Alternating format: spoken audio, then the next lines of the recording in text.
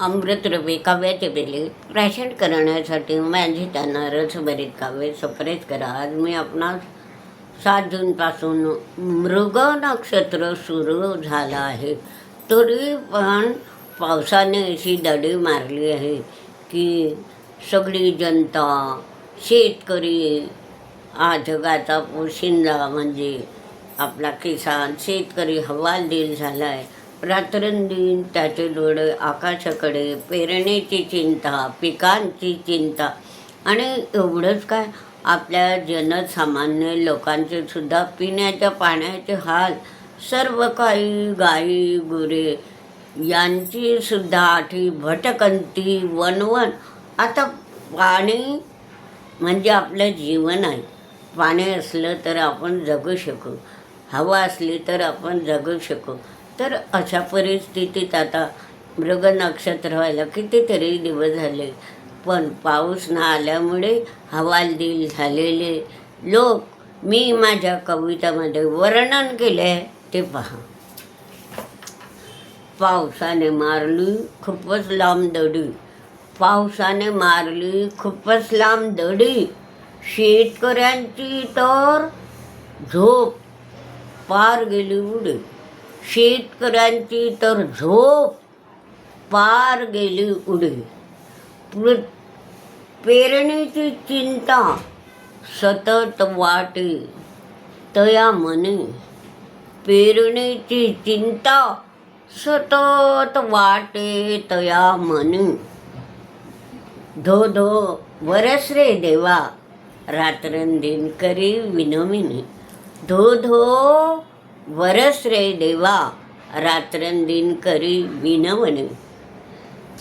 पृथ्वीला पडल्या भेगा मोठ्या मोठ्या, पृथ्वीला पडल्या मोठ्या भेगा, तापली काळी माती, पृथ्वीला पडल्या भेगा, तापली काळी माती. मुसळधार पाऊस पाड निसर्गा, सुगंध सोडी माती, मुसळधार पाऊस पाड निसर्गा, सुगंध सोडी माती. उकाड्याने जनता होई खूपच हैराण, उकाड्याने जनता होई खूपच हैराण. लागले डोळे आकाशाकडे, पावसाचे करी चिंतन, लागले डोळे आकाशाकडे, पावसाचे करी चिंतन.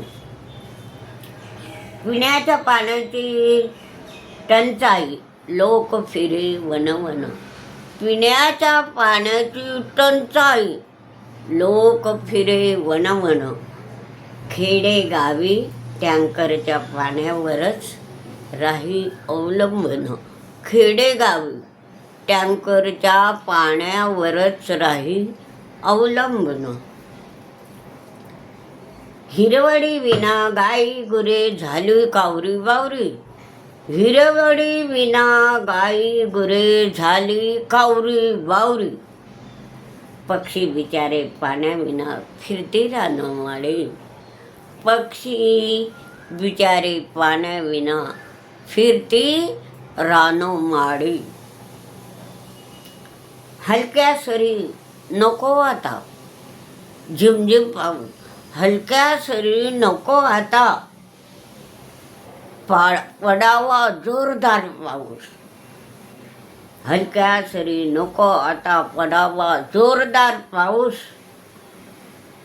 दिलासा मिळेल पाणी पुरवठा शेती पर्यावरणास, जेव्हा धोधो पाऊस पडेल तर दिलासा मिळेल पाणी पुरवठा शेती पर्यावरणास.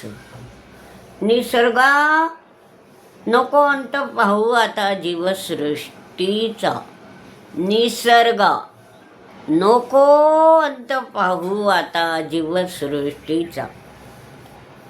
मुसळधार पाऊस पडू दे, समृद्धी नांदू दे जगता, मुसळधार पाऊस पडू दे, समृद्धी नांदू दे जगता, मुसळधार पाऊस पडू दे, समृद्धी नांदू दे जगता.